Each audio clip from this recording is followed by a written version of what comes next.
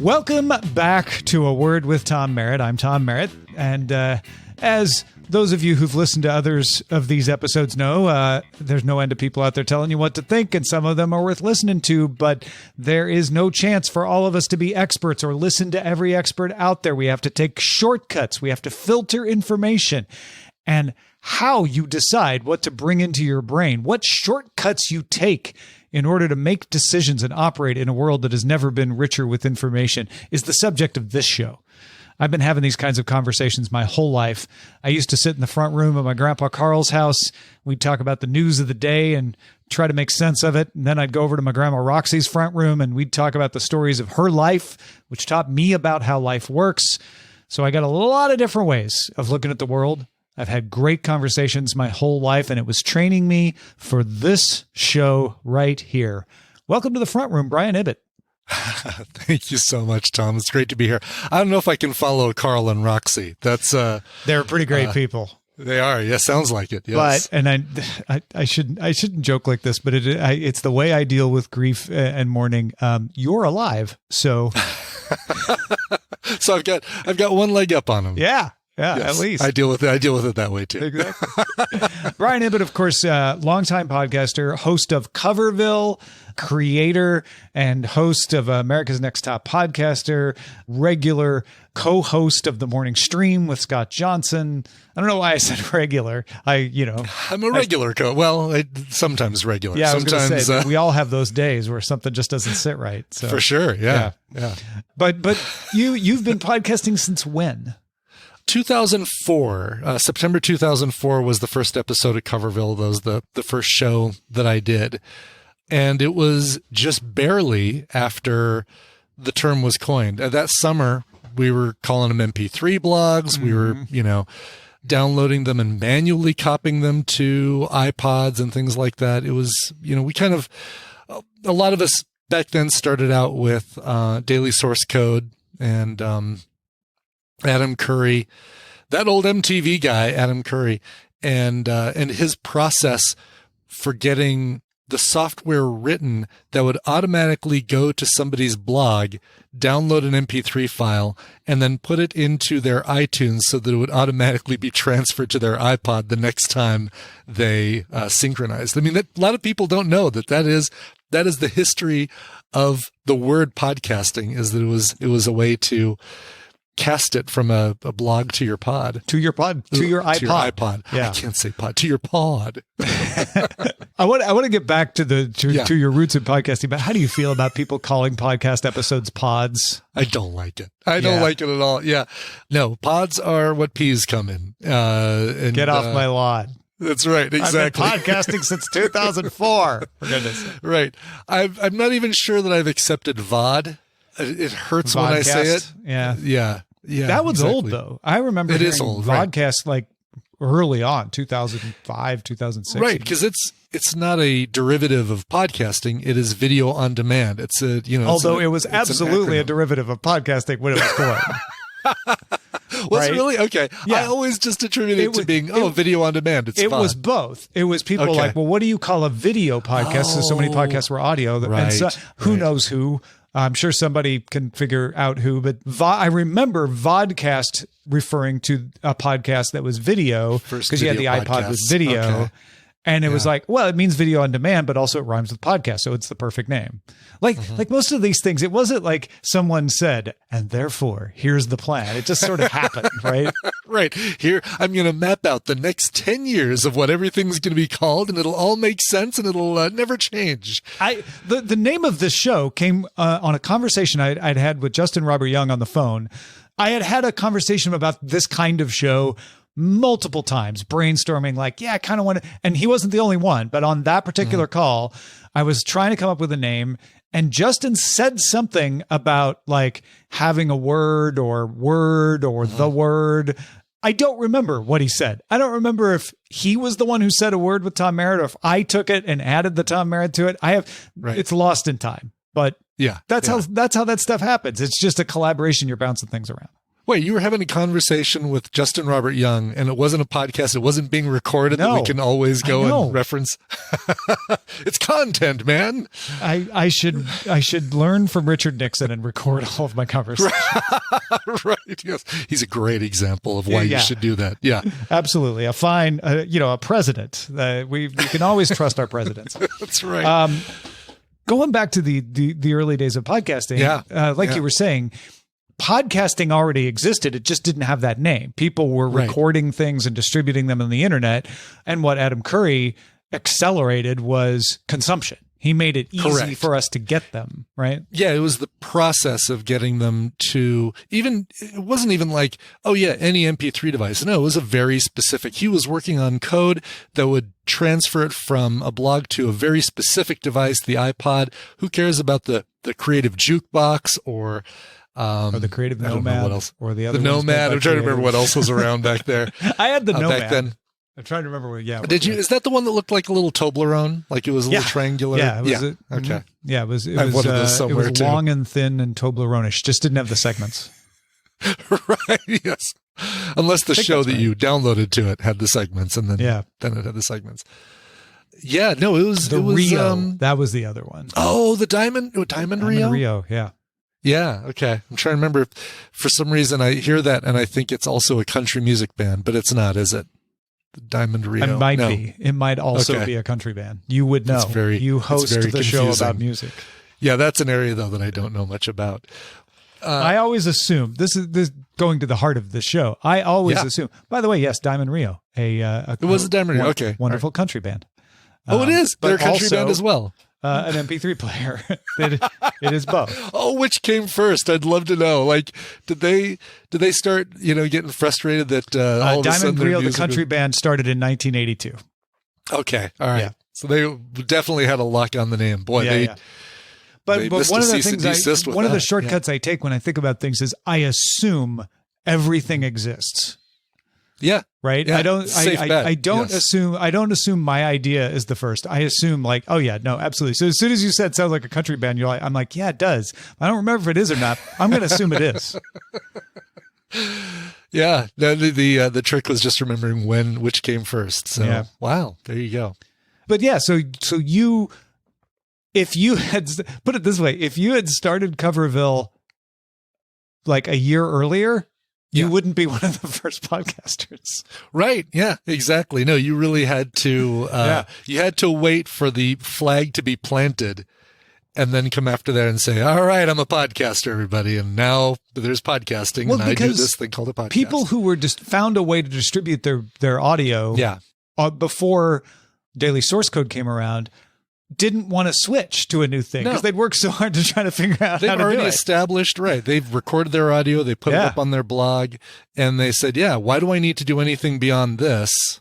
And so, that's where so much of that name confusion comes from. It's not, podcast isn't just, hey, I've got a blog, I'm putting audio files up on it. It's the whole RSS feed, it's the delivery. It all came from just the delivery method back then. And even if you just had a website and you just started saying, oh, I'm creating buttons and HTML code and putting audio files up there.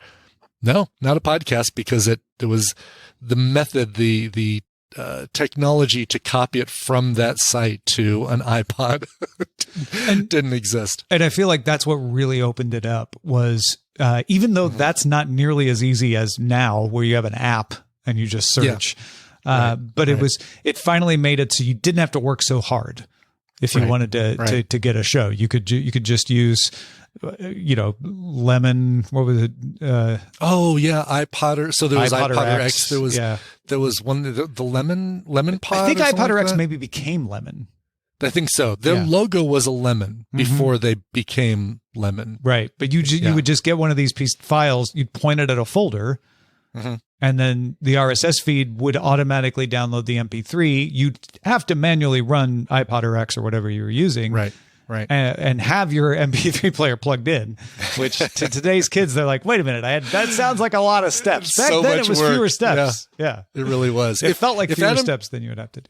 if Adam Curry would have really liked his Diamond Rio, would we be listening to Rio casts?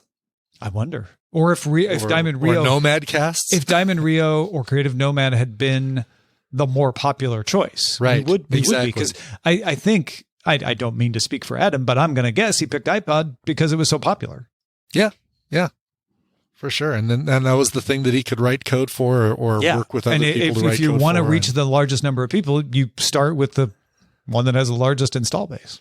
Crazy. Yeah. Like that one decision for him to get an iPod and for him to decide that was what he was going to focus his work on. I remember the first time I heard your voice. I remember exactly where I was the first time I heard you. Okay. All right. It was a house we only lived in for like 7 months. Was I haunting it? Was that one of the ones I was haunting, and that's where you heard my voice? Haunting the house. It was a 2-story, lots of gables and gargoyles. Sure, yeah. It was actually a 2-story, but it didn't have gables and gargoyles. Here's another one from Milli Vanilli. By the way, get out. Milli Vanilli, they didn't sing. Sorry, go ahead. You were. I was sitting in this. So it wasn't September. We were late to the Coverville game. I think it was probably January.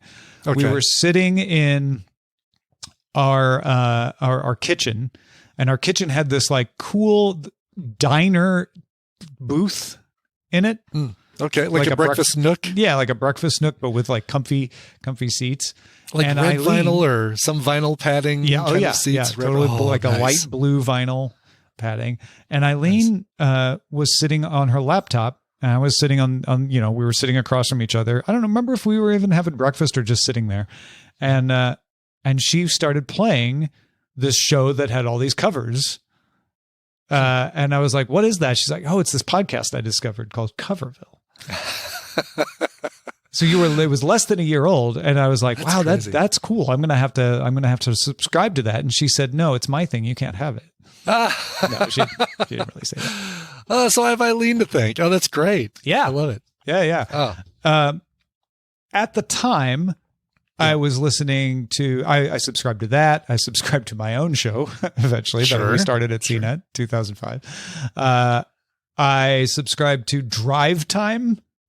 Oh, Drive Time. That's not one that I was familiar with. I was going to say, it was a video we all subscribed podcast. To the same 12 shows because there were 12. Well, yeah, because there were only 12. Right. So Drive Time. Drive Time was a video podcast of a developer who just recorded his ride to work. And so he would have his wife as a guest sometimes. And he did stick where he would pick up guests in his car. Pick up like not hitchhikers, but but it was pick up people on the way to work. I'll come by and pick you up, and you'll be on my show. And they would ride along with each other. Ravi Gaynor, I think, maybe. Wow, I may be remembering his name wrong. But yeah, I think you are the only show that I listened to back then that is still around. Yeah, because you weren't. I think like folks like Don and Drew, and I didn't ever listen to that one. And I know their heritage, and I'm a horrible person. Sure, but no. I mean, if you if you never got drawn to it, or any of those other shows, Evil Genius Chronicles, I listened to for a while. Rock and Roll Geek Show. Are those still around? Don and Drew is still around. I know Don and Drew is, but the other one. I don't know if of those. I think Rock and Roll Geek Show would be the only one that might be still in. Actually, Evil Genius Chronicles might still be around as well. Yeah, that's one of the things that's interesting is there were so many shows that came and went, but I would say there's a half-life because about half the shows that started back then, 2004, 2005, are still around. Yeah. Because they were started, I would venture to guess, you tell me, more often by people who just enjoyed doing them versus people who thought, like, oh, I should Here's make a way to capitalize and make money on this current trend for sure. That's absolutely the way it is with Coverville. No Patreon, no advertising, no nothing like that. I would probably still be doing the show. I might have taken a month off here and there, but I'd still be doing Coverville on a weekly basis. Back then, by the way, when I started doing the show, I was doing it 3 times a week. Sundays, Tuesdays, and Thursdays. And Sundays was All Request. Tuesdays was just a hodgepodge, and then Thursdays was a cover story with one artist as the focus. And each episode was only 6 songs long. So really, really quick shows, 20 minutes basically in and out. Then somewhere. And if anyone doesn't realize from the name, every song is a cover. Oh, every song is a cover. Yeah, exactly. I probably should have explained that. And then somewhere maybe 2 or 3 years after that, I said, oh, why am I breaking my neck to do 3 shows a week? Let's do 2 shows a week. And so I started doing 2 12-song shows or something like that, 2 9-song shows. And now I'm just doing 1 18-song show. So in all the time I've been doing it, roughly the same number of songs per week, just fewer shows or different numbers of shows every which just allows you to, I mean, you could pre-record your shows though anyway. So I guess theoretically you could do 3 shows all in one sitting. I could. Or do 1 show all in one sitting. Right. If back then I would have thought about pre-recording all 3 shows, it just would have been what I'm doing now, basically. Yeah. Well, because you're not ridiculously timely. Like, I know you'll do tribute shows if an artist passes away or something significant happens or whatever, but it's not like, you follow breaking news. So no, exactly. You can listen at any time. There's no continuity. So you can start listening at episode 1412 and not miss a beat and not say, oh, I don't know what happened in the first 1411 episodes. And also you don't have to talk for an hour. You're playing music. Right, exactly. I just have to talk every 17 minutes or so. That's so smart. I really thought ahead when I came up with the concept for the show, Tom. The early podcasts were a lot of talking some music.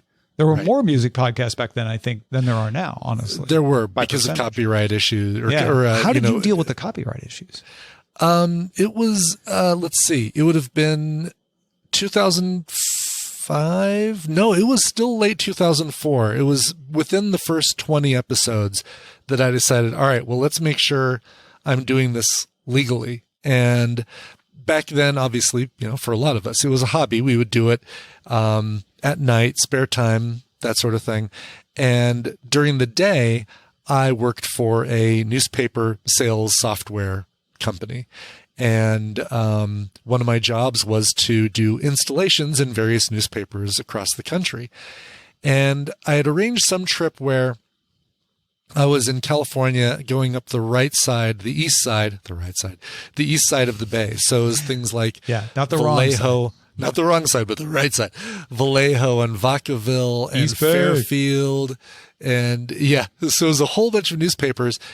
And I would go, I would drive to the newspaper at night, stay in the hotel, first thing in the morning, go to the newspaper, do what I need to do, and then have the rest of the day to drive to the next one. And ended up, wherever the last one was. It was the most southern of those because I was flying out of SFO. But I still had like a 2-hour drive or 2.5-hour drive. And I had been in contact, emailing back and forth with ASCAP, the first of the agencies that I reached out to explain what podcasting was. They had decided that the best time for me to talk to them was during that 2 hours that I was driving back to San Francisco. And I had my Trio 650 with a long black cable with earphones in my ears. And I was explaining to them what podcasting was. Can people choose the songs they hear? Nope, they can't. They can only listen to the full show. Are you overlapping songs so that they can't isolate out one particular song? Yep, I'm segueing songs, so there's no, you can't isolate out intros, all that. Right, talking over intros. Can they download just an individual song from your show? Nope, it's all or nothing. They get the whole thing as one download. And from that, they came up with the non-interactive license, and originally created from that conversation, which was a new license they had created. I think Pandora or something along Pandora's lines was around back then, and they saw this as like, okay, it's going to be a similar license to Pandora, but People don't get to choose what they listen to. It's all downloaded as one file, blah, blah, blah.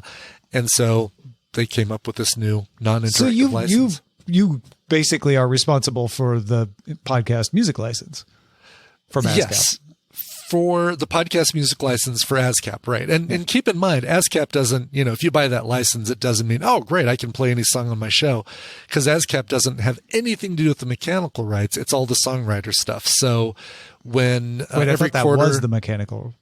The songwriter stuff is mechanical. No, the recording of the song is the mechanical rights. So when somebody covers Prince, their recording is the mechanical rights, and you need to get permission from their label, or if it's an independent artist, they might own their own licensing for that.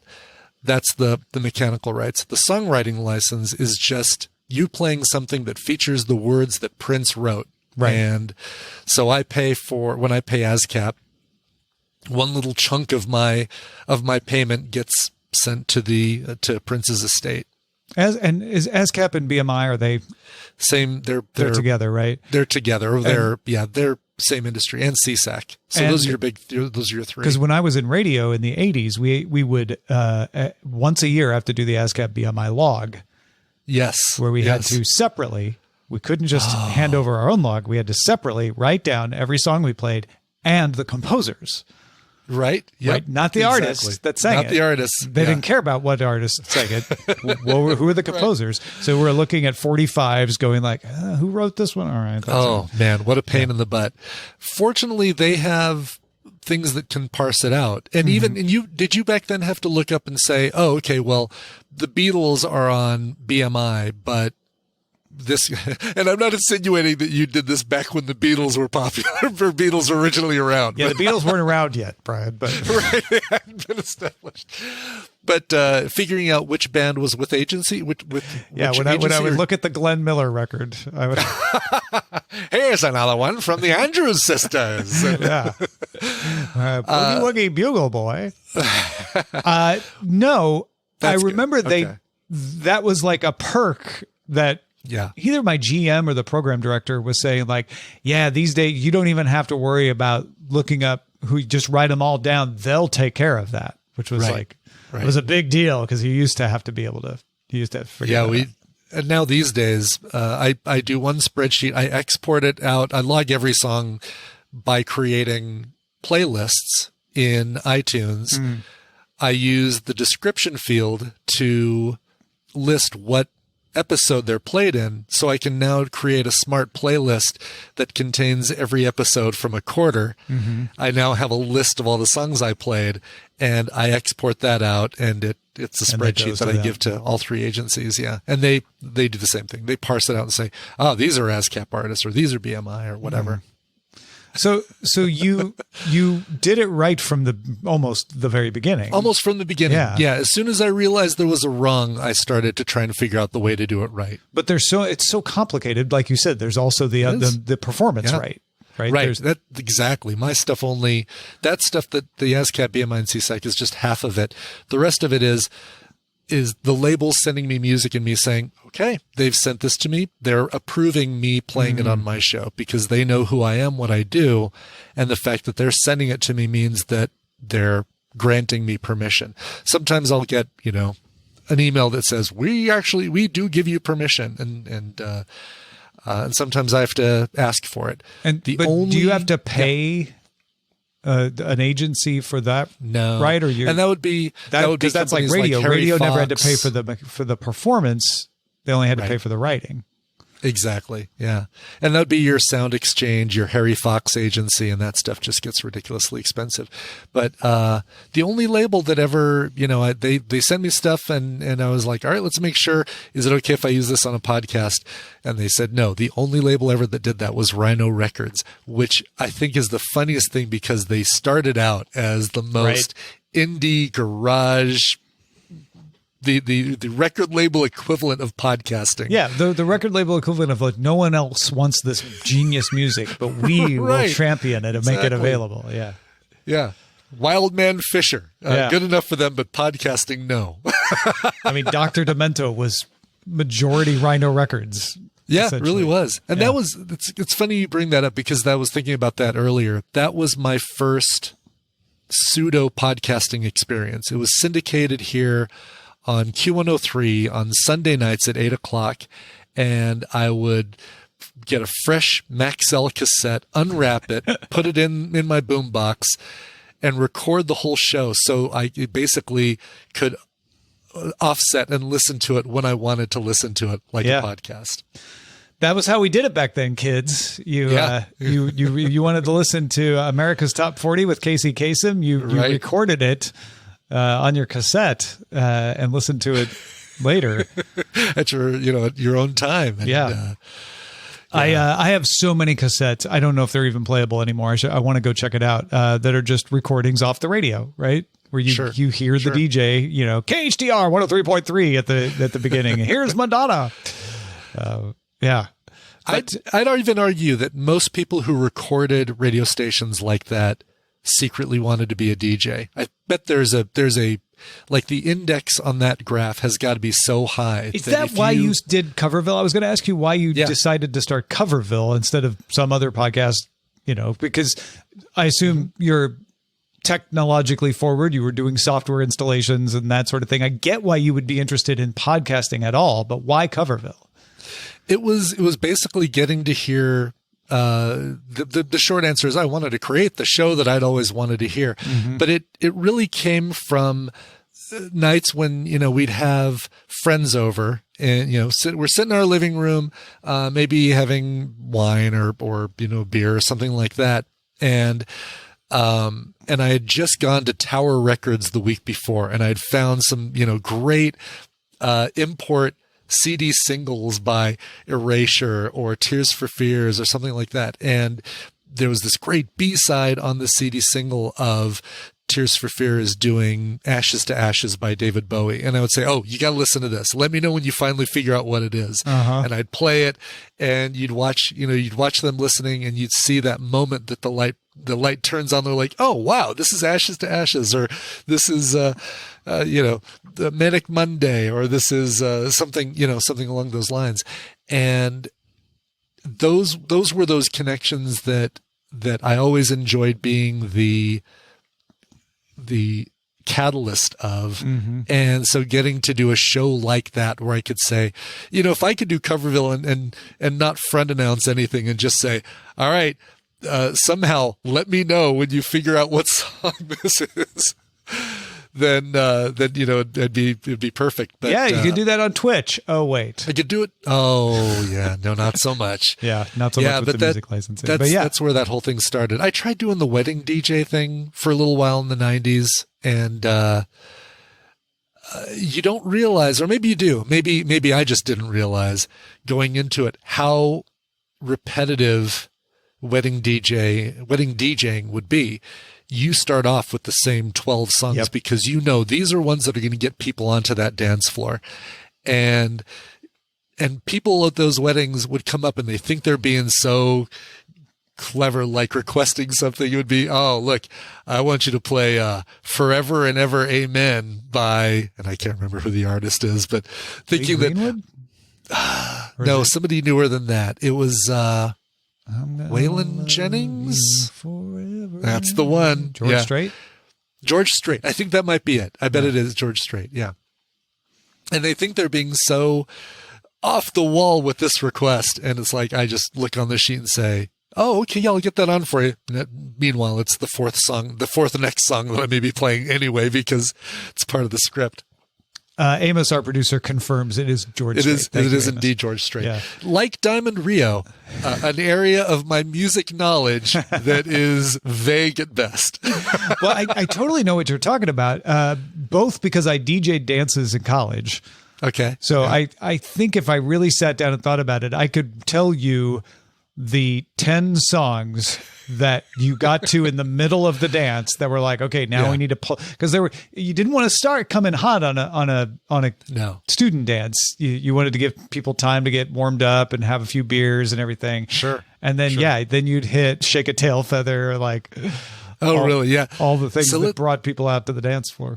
let's see how many of these I can remember. Because, all right, you had your first dance by the couple, always their choice. Sure, right. Yeah. Whatever that ended up being. And so once you're done playing at last.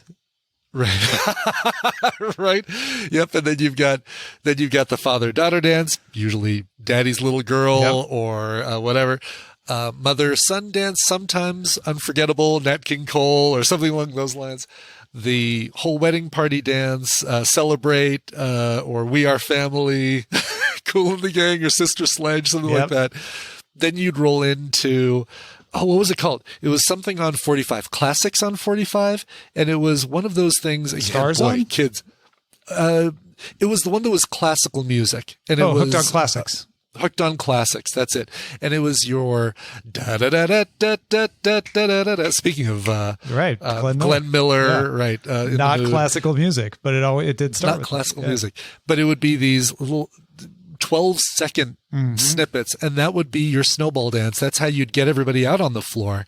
And then that thing would end, and you'd hit them right away with "Just Take Those Old Records," and it would be "Old Time Rock and Roll" by Bob Seger. That was that crossed over because the student thing had to be a little different. You didn't have to be as wide ranging as the student thing, right? But "Old Time Rock and Roll" was still dance, new enough when I was doing the DJ dances that it would work. Right? Yeah. Oh my gosh! And then the request thing, With the student dances, you'd often get the opposite, which like, can you play the new Siggy Sputnik? And right, like, I'll see if I have it. Which we did. And one time I played it, and it didn't work. It cleared the floor, right? Yeah, it did. Yeah, but but Erasure would bring people back out. Okay, Erasure's always a great choice. Yaz. Yeah. Yep.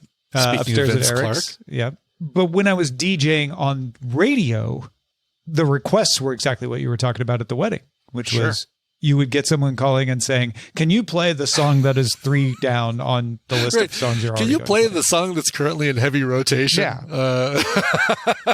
Yes. Which people are like, "Why do you keep playing songs in heavy rotation?" It's like, well, because there are more than one person out there. Right. Sadly true. So you loved that interactivity. You loved that making people happy with music is what it sounds like. Whether it was playing a cover of Tears for Fears, doing Ashes to Ashes by David Bowie, or whether it was just bringing people on the dance floor. But you wanted the novelty, right? I wanted the novelty. And I think that does come from the Dr. Demento side of things. You know, the Ogden Edsel Dead Puppies and the Barnes and Barnes Fish Heads and stuff like that. And it was the because like with Dr. Demento, you'd listen to that song and you'd start hearing those really weird lyrics of something and be like this weird moment of recognition. With covers, you've got that same thing. It may not be this novelty song, but it is this song that is making people scratch their heads and say, "I know this, but why do I know this? Why do I know the next line that this person is about to sing?" And then they I used to think I was pretty clever. Because I had a show on WPGU called Past Tense. It was not a show I created. It was already existing, but I took it over. And it was the rock we grew up with. So the radio station had been on since 1968. I was doing the show in like 1989, 90. And so it was going back to the early days of the radio station's music. It was the oldies show, but it had a little more pretense to it because it was, we've been here through this entire history. And one of my favorite things on that show would be to play the Click Superman. Sure. And then people go, "Wait a minute, this is an REM song." Or Camper Van Beethoven was current at the time, so I'd play Status Quo, Pictures of Matchstick Men. Yeah. And I thought I had a really good knowledge of covers. Especially uncovers like that, where you think the original is the original. The original, less popular original version. Then you started your show. And I realized that, and I mean this in the best way possible, like there was an entire world of covers I had no clue about. Sure. And you were tapped into that. Like that is one of the beautiful things that the internet brings us is there's always somebody who's so passionate about something that you can learn something from them. And that was you for that. Yeah, and it was because that it was such a niche show that I was able to learn while I was recording it. I had those stacks of CDs, those import CDs from Tower Records or whatever. But then it was finding out about, there's this whole album of Tom Waits covers that you need to check out. Or, did you know that song from Oh Brother, Where Art Thou is a cover of a Bob Dylan song? And things like that. It was that the listeners finally emailing and responding round about episode 6 of Coverville, where I'm starting to hear about, how about Hallelujah? Have you heard the Jeff Buckley version? Or have you heard Tim Buckley version? Have you heard the Rufus Wainwright version, which I think is still the superior version of that song? So it's like a flywheel, right? You bring your passion and knowledge in, you start to pick up energy from individuals who may not even know as much as you, but they know a thing that helps you. And then you start learning more from the audience, but also by doing the show, you're seeking it more, and it just propels you to keep doing it until 2022. Right. Without the audience, Coverville probably, not because I would have gotten bored doing it, but because I probably would have run out of content and not heard about anything else, would have lasted 3 years or 2 years or something like that. And I'd still have no idea about 90% of the stuff that I've grown to discover and love because of the show. Well, and I guess there's another element of that I hadn't thought of till just now is it became easier to find the music as your show went along. It did. The music started to find me. For lack of a better way of saying it, the labels would hear about this and say, 3 of our artists do covers. Let's just attach them to an email and send them to this guy. And then that's when all that just became so much easier. Instead of like, okay, what's your UPS mailing address so we can send you the 12-inch single?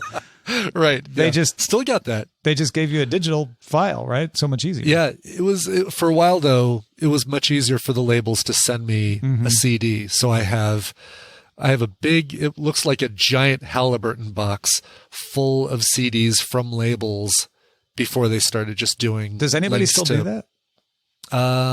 No. Or is it all digital? If they do, they haven't found my new address. They were sending a lot to the PO box, 5 years ago when I had that, but they haven't found the real. When do you think the sea change happened between physical and digital for you? For me, 20, oh man, this is such a hard thing. I'm so bad with years like this, but probably 2014, 2015, I think. Yeah. I look at it as when the artist that I would go to the store and then later to Amazon, sight unseen, favorite musicians, favorite bands, Squeeze, Crowded House, things like that. They have a new album? Great. I'm buying it. I haven't heard any songs from it. Whatever. Send it to me. And now I'm perfectly happy. I'll just stream it. I'll just listen to it on Apple Music or whatever. And it was the most difficult thing those first times to say, I'm not owning the new Squeeze album. I'm just listening to it through a service I pay for, but I'm not actually buying that album. I think that music, and there's some problems with what I'm about to say legally, sure, and whether it'll stay that way. But I think music has become free from constraints to listen to. Not free to listen to because you have to pay for the service, but and yes, there are sometimes exclusives one service to another. There are certainly some of the more niche artists that I love that I have to find and upload to my service to be able to listen to because it's not part of their catalog. But generally speaking, I don't think about, J-Hope's More is coming out. I better run to the store and get it so I can listen to it. I think, why is Apple Music taking 5 extra minutes to stream it? It just came out at the top of the hour. And owning music, because it's so free to the air, right? And again, not free as in I don't pay for it, but like easy to access. Freely available, I guess. Freely available. Because of that, I don't worry about owning music the way I used to. I don't think about owning music the way I used to. And in fact, owning music for me is becoming, do I love a song or an album or a band so much that I want to have something? I want to have a totem, of their work. Right. And that could be a box set There's more bands that are doing box sets that aren't compilations. They're like, oh no, you can buy the new CD and we'll have like a little book and picture cards and things like that. Demo versions of the songs. Yeah. Yeah. Jonathan Colton was one of the earliest ones that I did that with, where I would buy like this big old box that had a book and a little like fake ID that went with the story of the album and all of that sort of stuff. Or I'll just get vinyl because I have a lovely record player and I don't think vinyl sound is superior, but I enjoy the sound of vinyl. Like, I just think it's fun to listen to. And it's a lovely experience to put on an album and listen to it. So I don't know. Totally do you feel that transition where you still want to own music, but in a different way? Or yeah, in some of those examples, Crowded House being one of them, their most recent album, Dreamers Are Waiting, I bought. And it was almost a thought of like, I justified by saying, well, there may be a time when I'm out on my bike or driving through the mountains and I won't have access to the internet or a way to stream it. So I want to make sure it's on my phone or on my, on my device. That's the way I justified it, but it's probably deep down. It's like, no, I really still want to support the band. I want them to continue putting music out. So I want Neil Finn to get my $12.95 for this album, right? $9.99. I'm sure it is. Yeah. Well, and I don't know if this is true for you, but there's something demonstrative about having a thing on the shelf. It is. Yeah. Right. Like maybe it's performative, maybe it's virtue signaling or something like that when your friends come over, but it doesn't have to be. I think it could just be for you to look at your shelf and go like, yes, those are the ones that I support the most. Those are my favorites. Yeah. And there's also, like you were talking about with the vinyl, because there's the whole process of pulling the album off the shelf, then pulling the record in its jacket outside of the album, and then pulling the record out of its jacket, putting it on the turntable, using a disc washer maybe to get the dust off of it, and then putting the needle on. Yeah. There is such an intimacy that you have with that music after all those steps that you don't have when you type in a search field Bon Iver and then start listening to Bon Iver's music. And that doesn't mean it's bad to do the search field. It's just, for an artist that you really enjoy, it might add a little something to the enjoyment. It's your inner circle. Yeah. Right, for sure. We bought the new Harry Styles on vinyl on impulse. We were at Target for something else and we saw it and we're like, we both have it, right? In Spotify or Apple Music. Sure. But we were like, this will just be nice because we bought tickets to his concert. And so it's like, oh, it's just part of that whole experience. We're going to open the album and look at the things. Yeah, right. And is there going to be a lyric sheet in there? Yeah, I mean, all those things you don't get with you get a gatefold and you get all those. Yeah. K-pop is the king of this. Yeah. The albums like BTS Proof, random photo cards. So you won't necessarily get the same photo card. Oh, wow. Depending on which CD you buy. And then booklets of pictures. There's like a premium version that has more stuff with it versus the limit, the express edition or the compact edition. Yeah. And then often most of those artists will do multiple versions of the CD's box set themselves. So Blackpink will do a black version and a pink version. Right. Or they might spell out the name of the band on the spine and you only get some of the letters on depending on collect them all, to get them all. I think the way we think about music is kind of revealed in what we're talking about here, which is it's about what you enjoy. Yes. I think a lot of people think, well, if I like music, I have to privilege the sound above everything. That's great if you're an audiophile. And I think that a lot of people do that, but I don't think that's the way the majority of people appreciate music. It's almost more of a fandom like appreciation, right? It is. Yeah. It's and it's probably less about having all the things as opposed to just having the next thing and being the first to have the next thing, the next album. That's coming out. Because I think when digital music came along, a lot of people wrung their hands about, I won't be able to own the music, so it won't be around. And that was a mindset we had because the only way to have music available for you was to own it. Was to actually And I own think the album. Right. I said, I think it's going to be different. I just don't know how it's going to be different. And I feel like we're getting a picture of what it is, which is digital music is, I just want to listen to it. Right. And physical music is, I value it. Right. And that's how it was with, again, the early podcasting of Dr. Demento, which wasn't podcasting. Yeah. But it was, I could have just sat there and listened to the radio for those 2 hours when Q103 was playing the show, but I wanted to own it and listen to it at my speed, at my own time, and that sort of thing. Do you think the appeal of podcasting is the same, which is that we value it, even though it doesn't have the physical item aspect that we're talking about? Because as a producer or as a listener, answer it both ways if you can. Okay, sure. Certainly as a producer,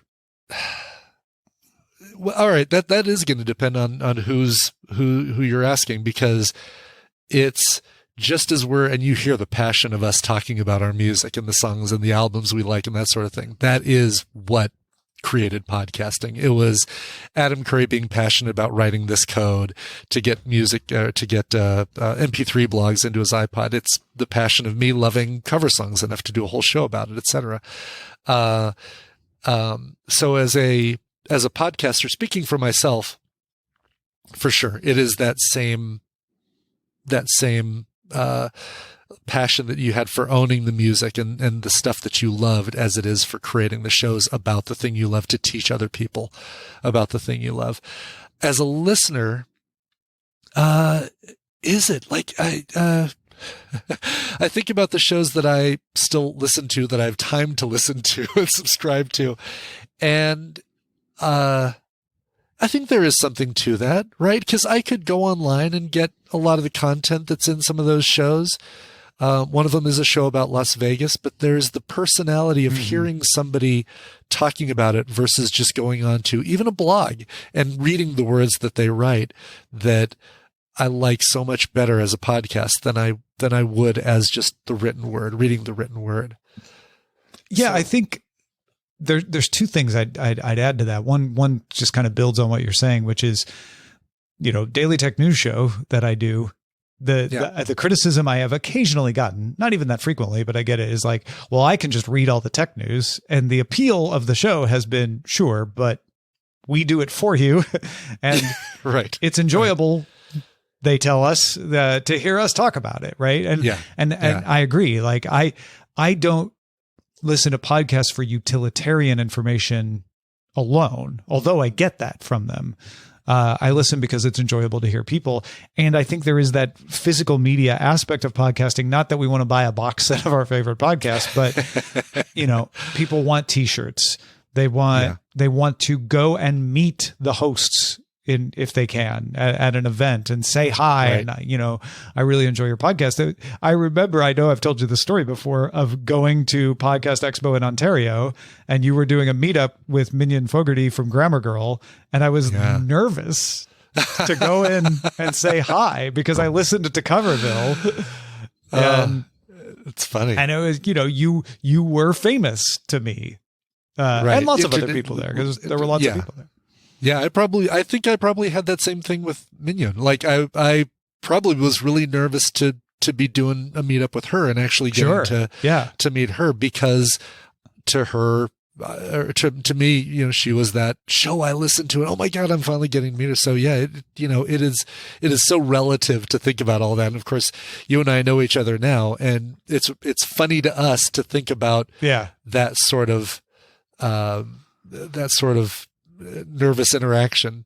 Well, and going through all the threads of our conversation here, from the origins of podcasting into our love of music and why passion about a topic like music, makes for a better show and makes podcasting. Yeah. I think the key is that the worries about like, well, digital will separate us, or digital does this, or the internet does that. I think those are temporary. I can't prove that, but what I'm seeing in our conversation is we were worried that, music would be killed by digital, or, or podcasting couldn't last or would kill radio, when really, being online and being digital just gives us another avenue to connect, and we will eventually find the ways to appreciate each other and connect as human beings. It takes a while because it's new. It is. Yeah. Listening to a show is like getting the digital single. Yeah. And following the show and responding and going to events where you get to meet your podcasters is buying the vinyl with the gatefold cover and the lyric sheet and the photo and going to the concert. Exactly. Yeah. Well, I know the word was podcast, and we definitely added music to it. We did talk about podcasting at some point. Yeah, yes. The show's going to do that, folks. It's just that's where it's going to go. Especially when I have great people to talk to, like Brian Ibbott. Before we wrap up, would you like to play a game?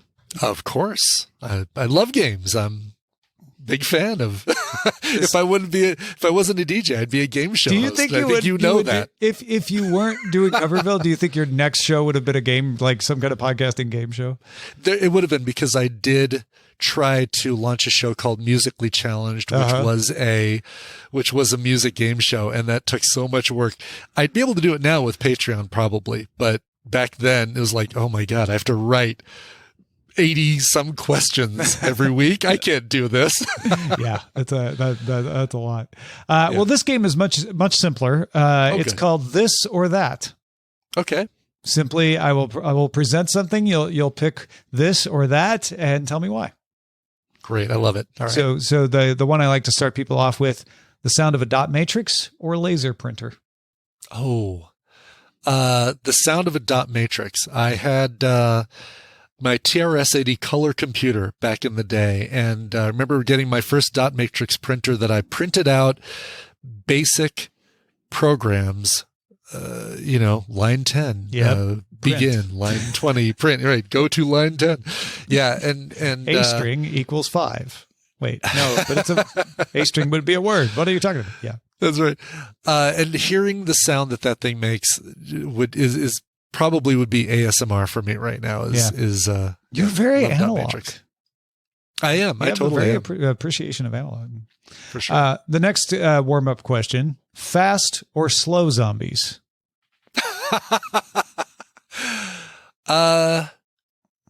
Fast zombies, only because if the purpose of a zombie in pop culture is to scare you, the rage infected fast zombie works so much more for me than, oh no, they're coming, I guess I'll just have to walk briskly away from them.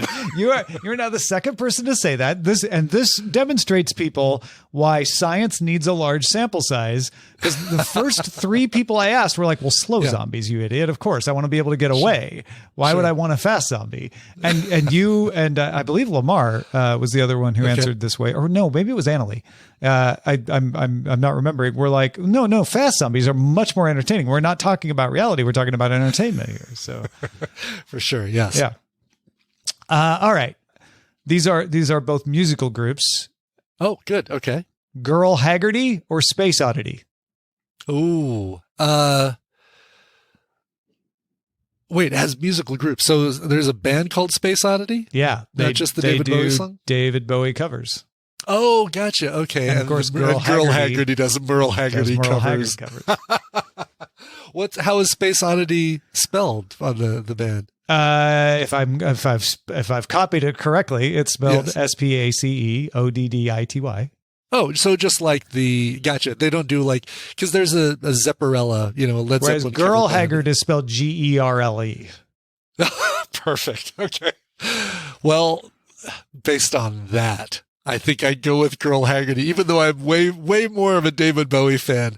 I like the work put into the name Girl Haggerty more than just naming yourself after one of David Bowie's songs. Got it. Yeah. No, a lot of it is in the name. I mean, the execution is certainly part of it. One of my favorite cover bands in Austin in the 90s was Diamond Smugglers. Okay. They did Neil Diamond covers. Oh, that's great. Yeah. See, now that's clever. Yeah. That's very clever. There's, I mentioned Zepparella. There's another one called Les Zeppelin, and it's an all women, Led Zeppelin cover band. Yeah. I've heard of them. And then of course, there's another. What's the Elvis-based Led Zeppelin one? Oh, that's the one with the reggae. That's well, Tortelvis is the lead singer, and the band is called. Oh my God, I can't believe I'm not remembering this. It's Tortelvis. He's a 300-pound Elvis impersonator in front of a reggae band, and they're called Dread Zeppelin. Zeppelin, yes. Right? Because they do. I had to work there. Yes. I always wanted to start a cover band called the Tex Pistols that would do country versions of Sex Pistols songs. Brilliant. And as I said before, I'm not claiming that hasn't been done, or that. Yeah. But yeah, I remember in the late 90s when I would go to Diamond Smugglers, I was like, I want to start a band called Tex Pistols. When I was in New Jersey just a few weeks ago, we saw a live band called Frankie Goes to Dollywood. Nice. And you can guess just from the name that it's, country covers of 80s of new wave songs. And that's exactly what they were. And they were fantastic. Earlier this afternoon, for no apparent reason, I thought of the song Come On Every Beatbox by Big Audio Machine. Big Audio Dynamite. Big Audio Dynamite, yeah. Yeah. I don't know why Frankie Goes to Hollywood reminded me of that. Probably same era. I think I was thinking about my days in radio, and that was one of the records we got in when I was working in radio. Anyway, back to this or that. Captain America or Captain Marvel? Captain America. And it should be, I know this isn't a video podcast, but you personally can look in the background. Right above my shining bald head is a Captain America shield. Spider-Man's my my favorite of the superheroes, but Captain America is a very close second. Gotcha. I like the ideals that he supports. I almost asked you DC or Marvel, and then I just thought that was a waste of time. Why bother? Why? Sure. Hammock or beanbag chair? Oh, beanbag chair. I don't think hammocks are as comfortable as they are meant to make us believe. Yeah. This is a big world with lots of room for opinions. But I can have a whole bunch of different positions on a beanbag chair. But if you try and lay down on your stomach on a hammock, you're going to get bent into a position that you don't want to get bent into. Mm-hmm. Mm-hmm. I don't think either one of them are very comfortable, to be honest. The other answer is I have a beanbag chair right there. I have a love sack. I have a hammock in my backyard. So do you? Yeah, actually. And yet we can still get along, folks. We can still see. Look at that. All right. Here's one I'm very intrigued what your response is going to be, because I think I should know knowing you, I think I should know the answer, but I'm not sure. Las Vegas or Dubai? Oh, wow. It's hard for me to compare because I've never been to Dubai. I assumed maybe you had never been to Dubai. You're obviously very close to Las Vegas where you live. Right. And I know you love going to Vegas. I love going to Vegas. And I think I'd still love Vegas over Dubai because of what I perceive to be the variety of things that are available to me in Vegas that I think Dubai might be too snooty is not the word, but they would look down on some of the parts of Las Vegas that I kind of enjoy. The off-strip, cheap tiki house of rum drinks. Right. You don't have the fetid history that Vegas has. Right. Yes, exactly. In Dubai. Or certainly not the same history anyway. I'm glad you didn't say Las Vegas or Disneyland, because then I really would have had a harder time. Well, okay, Las Vegas or Disneyland. Nope, I'm not going to do it. All right, fine. Isley Brothers or the Beatles? Oh, for Twist and Shout.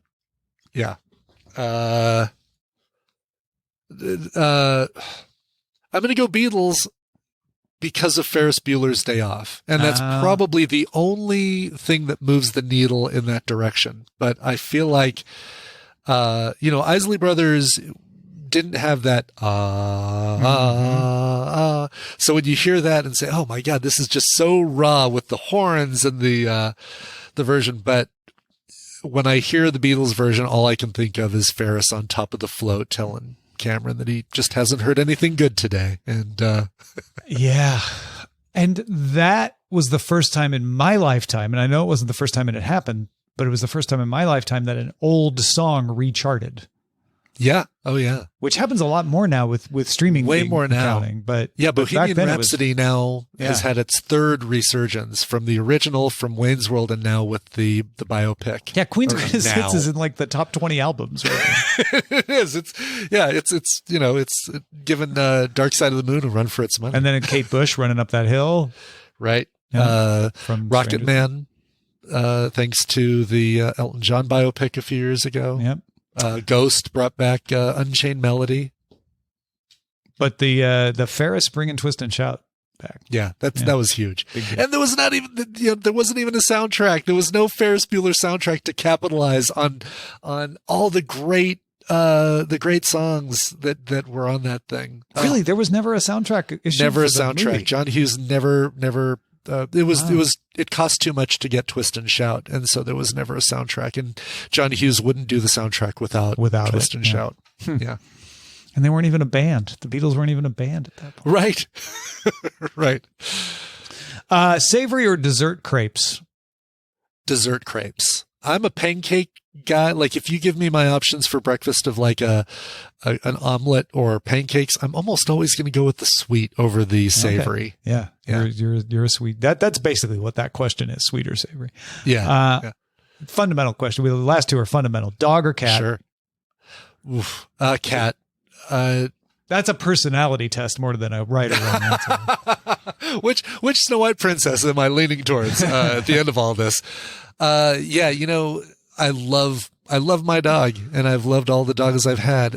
But if I could only have one pet, it would be a cat, because I don't have to rush home to let the cat out, or it's going to poop on the floor. Purely hot or cold? Hot. Which is funny because I live in Colorado. You'd think, well, if he doesn't like cold, then why is he living in a place that's cold for part of the year? But I would much rather be too hot than too cold. Then why do you live where you live? I know, because of everything else that Colorado offers. Because I like seasons. Yeah. Yeah. All my records are here, Tom. It's the whole reason it's really that hard I can't to move do records. I know. It I've really done it is. many times. They're so heavy.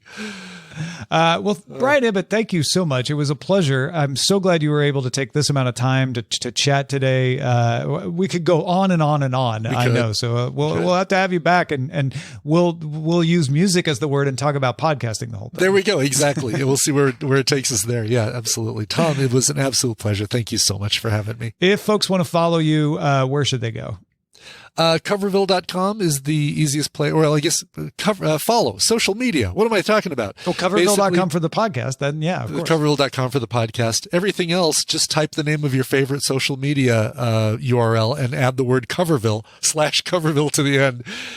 Fortunately, I don't have a lot of people fighting me for that username. So I usually am able to get it on everything that it can be gotten on. But Twitter, Facebook, Coverville is the way to find me. Excellent. Thank you again, my friend.